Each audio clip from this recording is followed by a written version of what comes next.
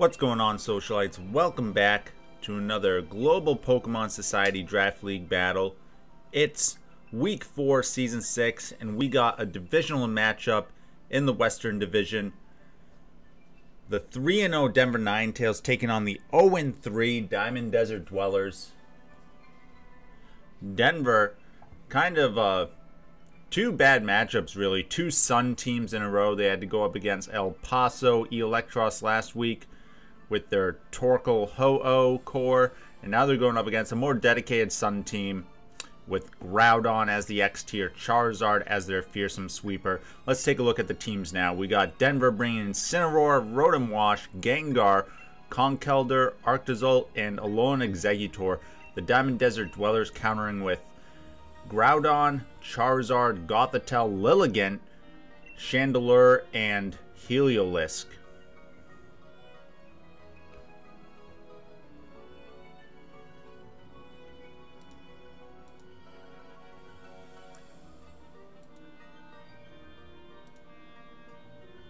As Diamond Desert Dwellers decides what they want to do. Let me know what you've thought so far about the different, ex-minors coaches, how they have been performing now in the, I guess you could just call it the Super League. 20 teams, largest individual league we've ever had. 20 teams, 10 weeks. Let me know what you think so far, how they've been performing. I will say all the 0-3 teams are minor league teams, so we'll have to see if Diamond Desert Dwellers can turn that around as they lead off with Charizard and Lilligant. Going up against Denver with Arctozolt and Incineroar.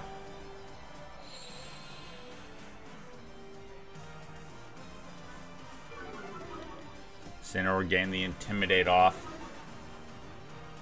Lilligant with the Chlorophyll ability, doubling its speed in the sun.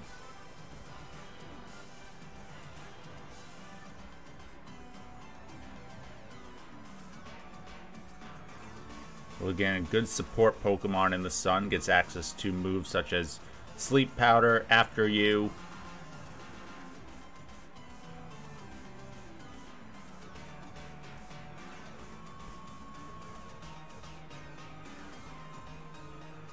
Incineroar with the Fake Out into Groudon. Lilligant does connect with the Sleep Power though, targeting Incineroar. So Incineroar does get put to sleep, and the Icicle Crash comes out from Arctozolt. Ooh, one-hit KO on Lilligant.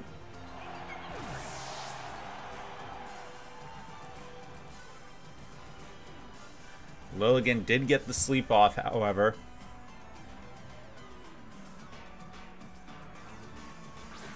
And they send out Charizard.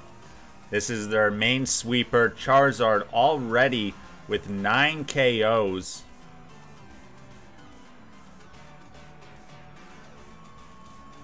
This early in the season after only 3 games. So it has been a shining spot of sunlight for this Sun team.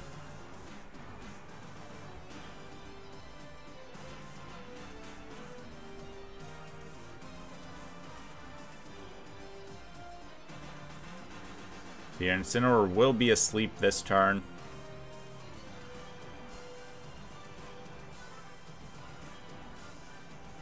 Arctozolt switches out. In comes Rotom.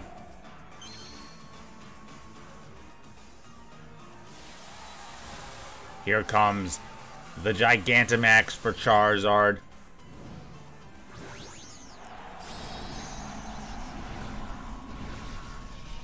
Gigantamax.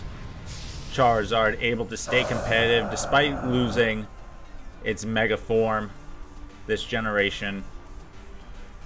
The G-Max Wildfire, such a powerful ability as it goes into Rotom, who absorbs it pretty well. All things considered, that will get the Wild Flames on Denver's side. Groudon with the Stealth Rocks, very interesting. You don't often see entry hazards in doubles, but Denver does like to position their team, so, you know, Pokemon like Arctozolt and Incineroar will take extra damage from those. And, you know, chip on anything else is always good.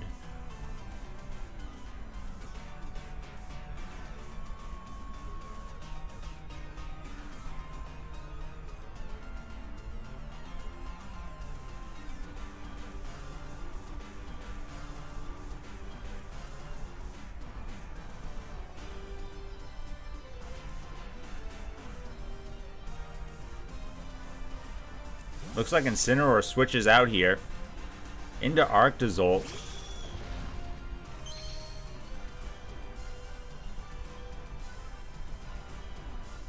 The stones do some damage onto Arctozolt. Looks like Rotom will be Dynamaxing here.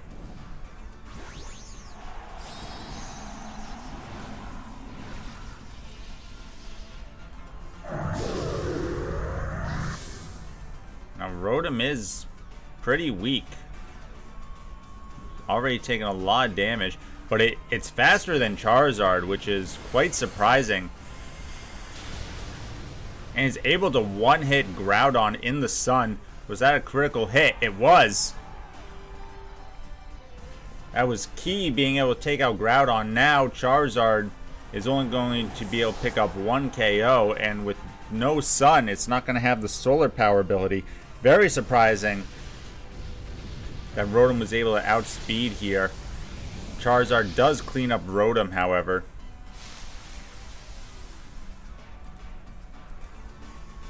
With the max overgrowth.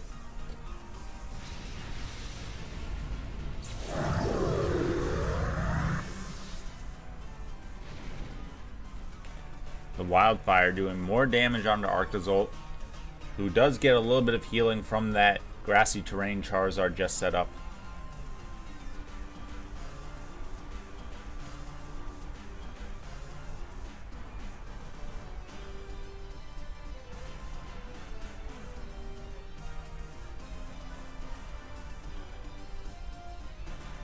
Incineroar still asleep.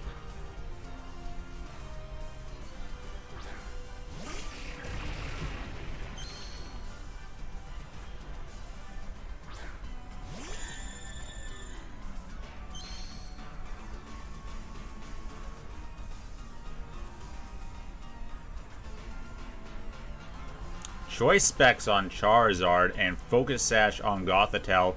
Now, Choice Specs does not work when you are Dynamaxed, so Charizard isn't getting any benefit from its item right now. And seeing as how Charizard is the best Dynamax target, I really think Life Orb would just be way better. You know, if Chris Alanius is watching this, that might be something he wants to think about. The Bolt Beak takes down Charizard.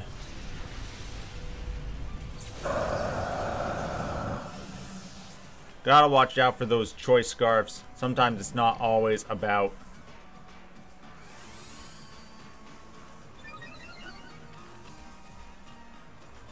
the Slush Rush, getting the hail up.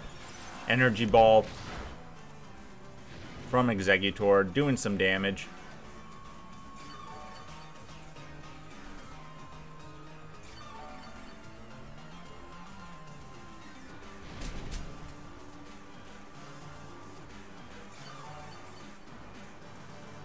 But a lot of the damage being healed back from the grassy terrain. These energy balls, grassy terrain boosted. The Bolt Beak will also do a lot of damage here.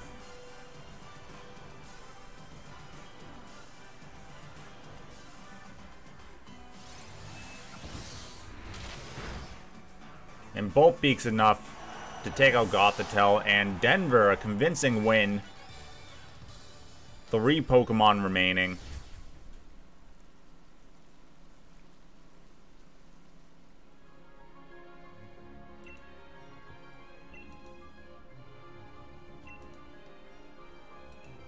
Have to see how the Diamond Desert Dwellers react to that. See if they switch up their strategy at all. Very slow Charizard. Is surprising. I can only assume it's slower for Trick Room. But if you were max speed Charizard, you would have at least KO'd Rotom there, which would have kept Groudon alive. Maybe you're going for Precipice Blades in that position, and then you knock out Arctozolt, and then it's a totally different game. But it is what it is as we move on to Game 2. I'm wondering if we'll see a couple more Pokemon such as Heliolisk brought in for this game.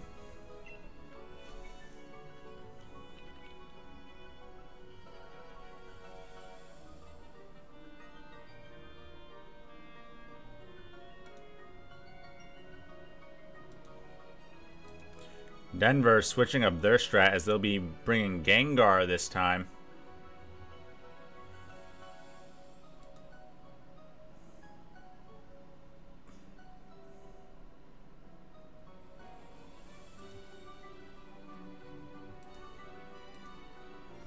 Have to see what the Diamond Desert Dwellers decide to counter with.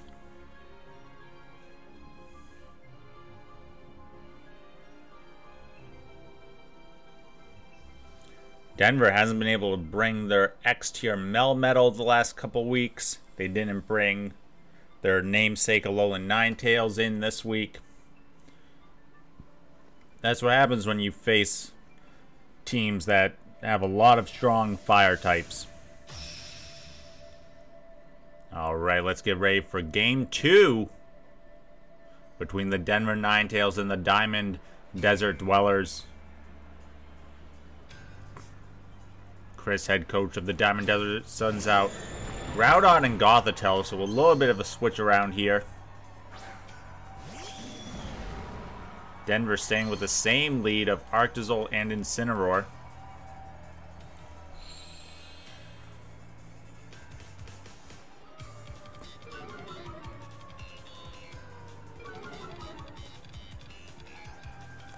Intimidate will weaken Groudon's attack. Well, imagine if it was competitive Gothitelle here. Be looking real nice with that +2, but we do know it's Shadow Tag, as Denver also finds out they were looking to switch out Arctozolt. That's not going to work out for them very well.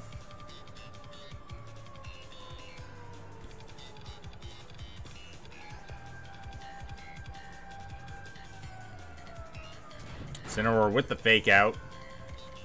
And Arctozolt with a Bolt Beak. We do know Focus Sash is on Gothitelle, but the Bolt Beak still not enough to take out. And Gothitelle sets up the Trick Room, so the Diamond Desert Dwellers, they are going for a different strategy here, setting up Trick Room in the early game. We'll have to see now how the speed tiers work out. This definitely benefits Charizard from what we saw in Game 1. We'll just have to see if Charizard can get onto the field early enough.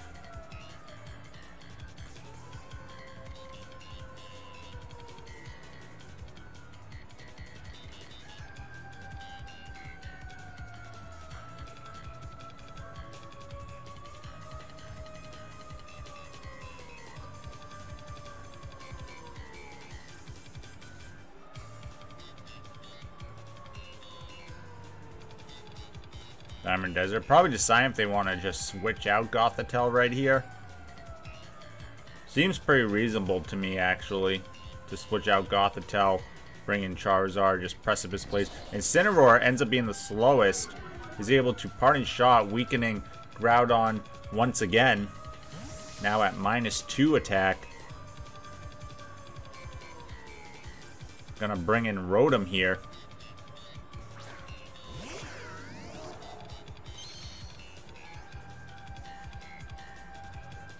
The Shadow Ball going into Arctozolt does some nice damage there. And Precipice Blades doesn't affect Rotom, of course, but it will connect under Arctozolt with -2 attack.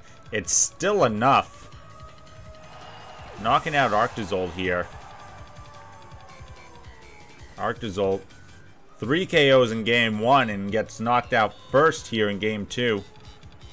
I almost like bringing Incineroar in here, but Denver going really offensive with the Gengar.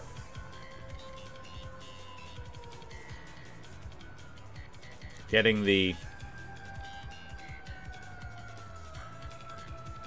another Intimidate with Incineroar being able to use Fake Out or Darkest Lariat. I think would have been nice.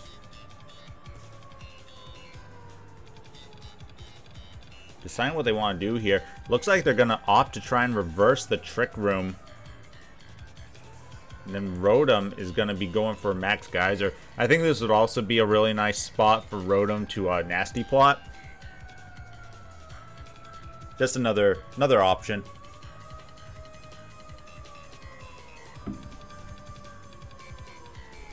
But Denver, with that killer instinct, never one to mess around. They see blood in the water. They're going to take it. Now a double up here onto Gengar.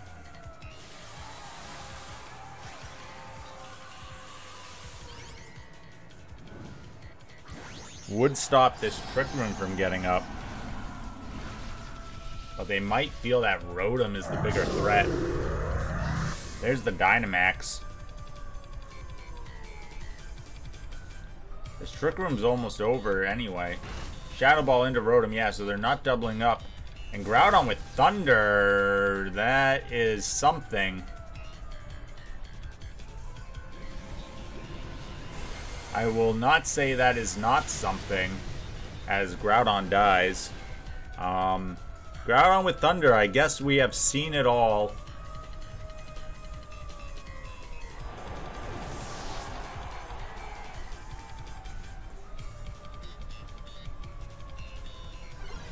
And Gengar reverses the Trick Room.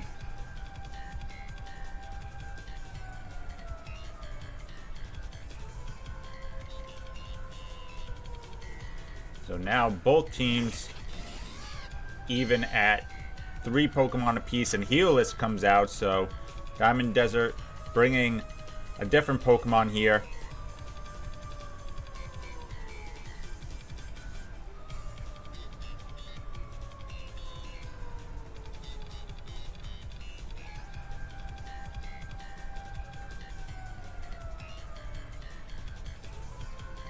Now, looking at Diamond Desert's team, you would think, oh, they're a Sun team, this must be Solar Power Heliolisk. As Gengar takes out Gothitelle with the Shadow Ball. But if you've watched any of their previous games, you know that they bring Dry Skin Heliolisk. So that negates one of Rotom's turns. But Heliolisk tried to go for the Grass Knot, which does not affect Dynamax Pokemon. Moves that are based on weight don't affect Dynamax Pokemon. So, kind of an even trade there. Heliolisk and Rotom just looking at each other and be like, we can't do anything to each other this turn. Gentleman's handshake. Let's move on to the next one as Charizard comes out in the rain, though, which is really unfortunate for Charizard.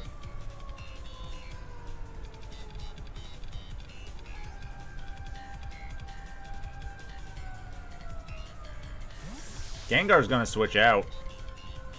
In comes Incineroar.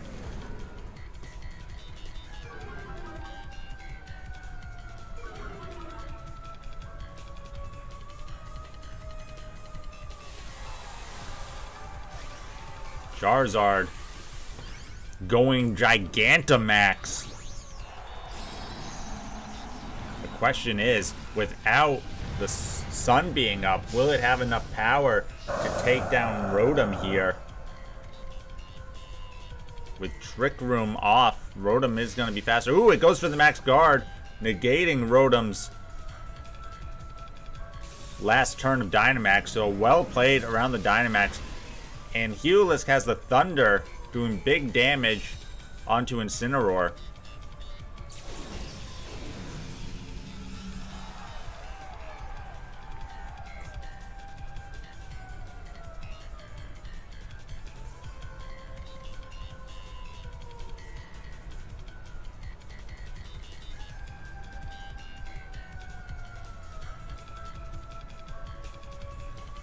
Incineroar going with the fake on the Heliolisk.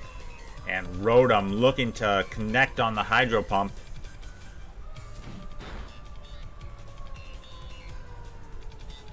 It connects in the rain. It's enough to take down Charizard.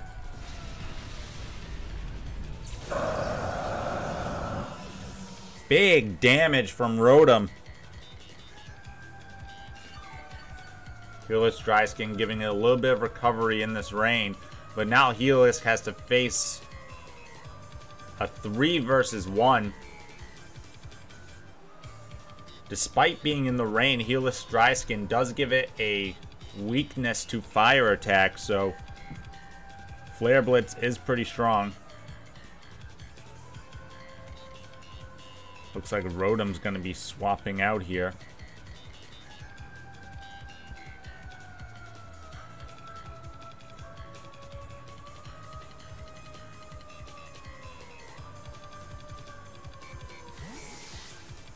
That's what I was talking about in the previous game. Denver always looking for those good positions. There's the Grass Knot. It will connect this time, but not a lot of damage to Gengar, and the Cursed Body disabling Grass Knot as well. Here's the Flare Blitz into Heliolisk. Big damage. And Incineroar gets a nice little snack for that. Thank you, Incineroar.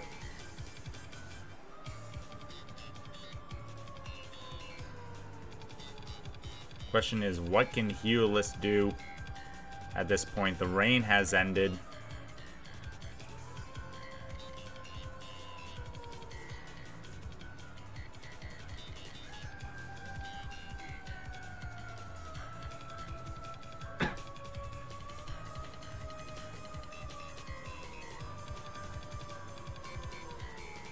Gengar outspeeds Heliolisk, gets the knockout with Sludge Bomb. And with that, Denver, 2 convincing games, able to dance around in that game 2 around the Trick Room. Moving on to 4-0, the Diamond Desert Dwellers, unfortunately, falling to 0-4. We'll have to see. Still a lot of season left. There's still 6 weeks left after this. Is it unprecedented for the Diamond Desert Dwellers to rattle off 6 in a row? No, it's honestly not. It could happen. So make sure you go check out Chris Alanius on his channel. He should have his matchup probably by next week. He usually drops them later in the week, but definitely give him some support. Comment down below what you thought of the battle. Is Denver the top team in the league? Let me know what you think. And as always, stay classy, society.